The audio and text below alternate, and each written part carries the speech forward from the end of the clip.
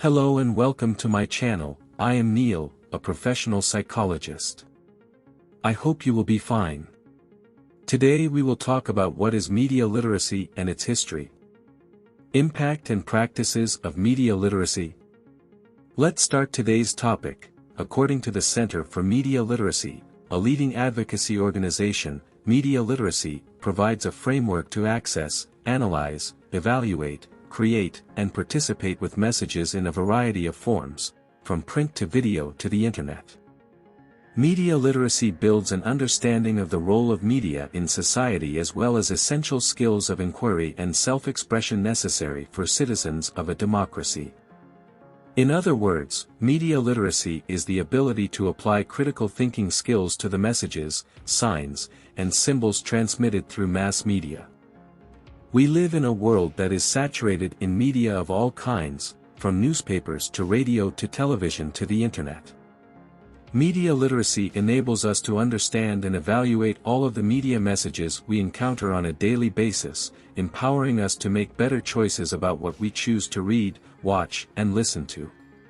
It also helps us become smarter, more discerning members of society. Media literacy is seen as an essential 21st century skill by educators and scholars, including media psychologists. In fact, the mission statement of Division 46 of the American Psychological Association, the Society for Media Psychology and Technology, includes support for the development of media literacy. Despite this, many people still dismiss media as harmless entertainment and claim they aren't influenced by its messages.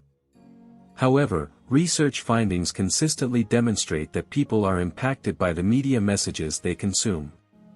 Media literacy interventions in education help children and adults recognize the influence media has and give them the knowledge and tools to mitigate its impact. Let's talk about history of media literacy.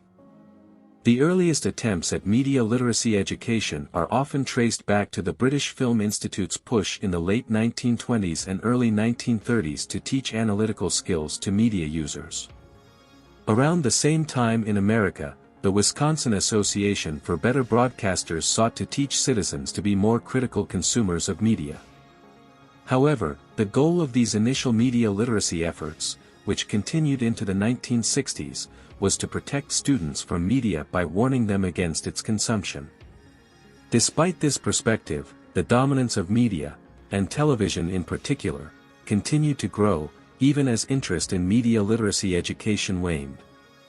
More recently, the advent of the internet and portable technologies that enable us to consume media anywhere and anytime has led to a resurgence in the call for media literacy. Yet the goal is no longer to prevent people from using media, but to help them become more informed, thoughtful media consumers.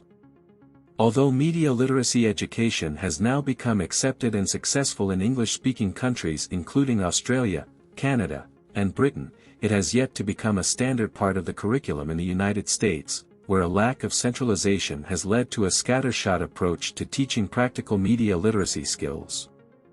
Let's know about the impact of media literacy.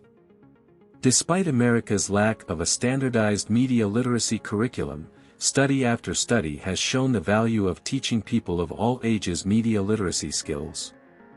For example, a review of the research on media literacy education and reduction in racial and ethnic stereotypes found that children as young as 12 can be trained to recognize bias in media depictions of race and ethnicity and understand the harm it can cause. Though the authors note that this topic is still understudied, they observe that the evidence suggests media literacy education can help adolescents become sensitive to prejudice and learn to appreciate diversity. Meanwhile, multiple studies have shown that media literacy interventions reduce body dissatisfaction that can be the result of the consumption of media messages. In one investigation, adolescent girls were shown an intervention video by the Dove Self-Esteem Fund before being shown images of ultra-thin models. While a control group reported lower body satisfaction and body esteem after viewing the images of the models, the group that viewed the intervention first didn't experience these negative effects. Similarly, another study showed college women, who were at high risk for eating disorders, reported less body dissatisfaction, a lower desire to be thin, and reduced internalization of societal beauty standards after participating in a media literacy intervention.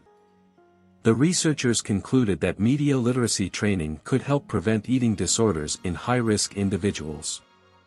Moreover, studies have shown that media literacy education can help people better discern the truth of media claims, enabling them to detect fake news and make more informed decisions.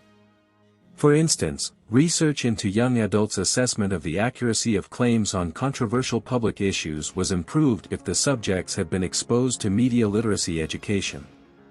In addition, another study showed that only people who underwent media literacy training engaged in critical social media posting practices that prevented them from posting false information about the COVID-19 pandemic.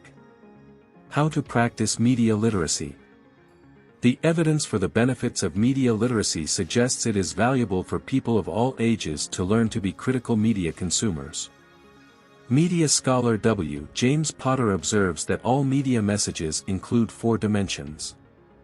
Cognitive, the information that is being conveyed. Emotional, the underlying feelings that are being expressed. Aesthetic, the overall precision and artistry of the message. Moral, the values being conveyed through the message. Media psychologist Karen Dill Shackelford suggests that we can use these 4 dimensions as a jumping-off point to improve our media literacy skills. For example, let's say while streaming videos online we're exposed to an advertisement for a miracle weight loss drug. In order to better evaluate what the ad is really trying to tell us, we can break it down as follows. On the cognitive dimension, we can assess what information the ad is conveying to us by asking some of the following questions. What does the ad promise the drug will do? Does it seem likely the drug can deliver on those promises? Who would need this kind of drug? On the emotional dimension, we can evaluate the feelings the creator of the ad wants us to feel. Do they want us to feel insecure about our weight? Do they want us to imagine the positive ways this drug could change our lives? Do they want us to envision the satisfaction we would feel after the drug delivers its quick fix? On the aesthetic dimension, we can determine how the ad employs messages and images to make us believe the product will deliver on its promises. Does the ad show before and after images of someone who supposedly took the drug? Does the before image look sad and the after image happy? Does the ad offer testimonials from people that are identified as experts? On the moral dimension, we can examine what the ad makers wanted to say. Are they equating thinness with happiness? Are they sending the message that it's a moral failing when someone is overweight? Are they saying that one has to be thin to be loved and respected? This is one avenue for learning to practice media literacy in everyday life. Remember, the purpose of media literacy isn't to enjoy media less, it's to give people the tools to be active media consumers. And the last word from psychologist.